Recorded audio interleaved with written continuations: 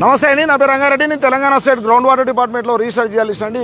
చూడండి, ఈ చెట్టును మనము కోనోకార్పస్ ప్లాంట్ అంటామండి.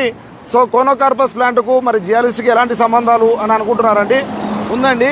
చూడండి, ఎక్కడైనా కానీ మీ ఏరియాలో ఇలాంటి చెట్లు ఉంటే గాన అక్కడ భూగర్భ జలాలు అనేది బాగా అడుగంటిపోయే ప్రమాదం ఉందండి. కారణం ఏంటంటే ఈ చెట్ల యొక్క వేరు వ్యవస్థ అనేది చాలా పటిష్టంగా ఉంటుందండి.